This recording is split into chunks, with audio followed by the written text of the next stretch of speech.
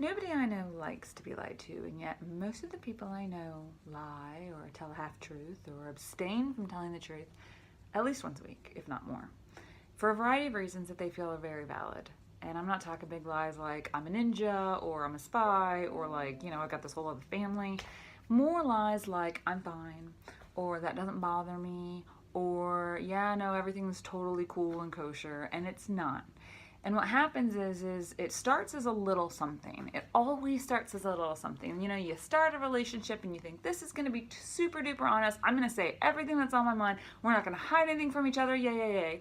And then you do that one time and the reaction you get back is negative or it's anger, and you're surprised. And so you start to slowly, chip away at the honesty thing until however many years later, and you don't even know who's sitting across the room from you anymore, right? So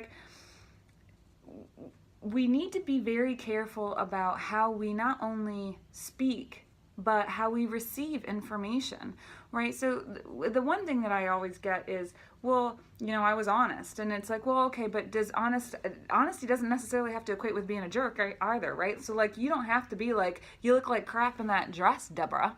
You could be like, oh, I think the green one looked better.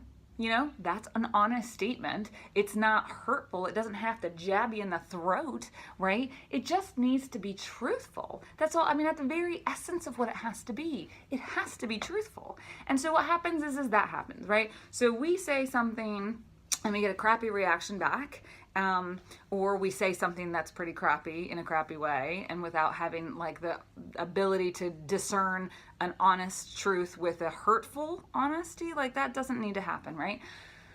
But also we have to be able to hear it.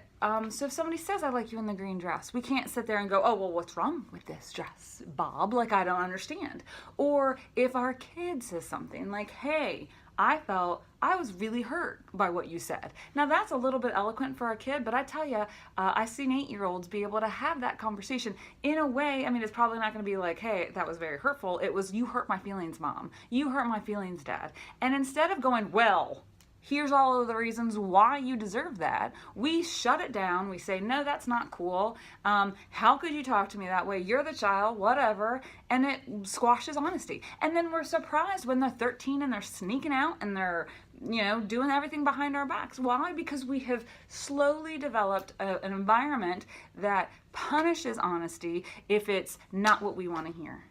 And how it starts is our own allowances of doing things to avoid conversations that are not super happy all the damn time. It doesn't have to be super happy all the time. You should be able to say to your spouse, I'm unhappy right now and here's why. And maybe there's nothing you can do about it and that's cool, but I need you to know. It's not all sunshines and butterflies.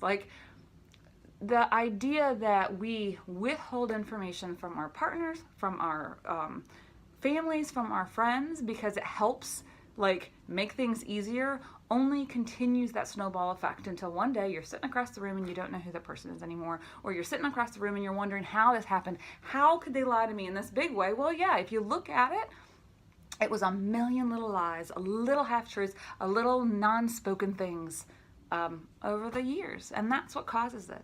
So if you want a better relationship, focus on truth.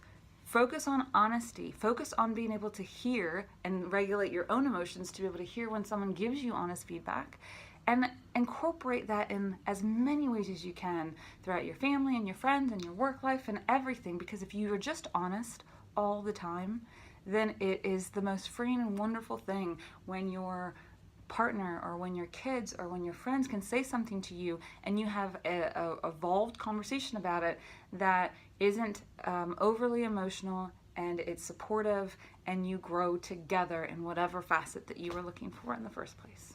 So if you're thinking of not telling somebody something today, give it a shot. Find out a nice way to say it and do it, and start beginning that journey of truth telling and honest living.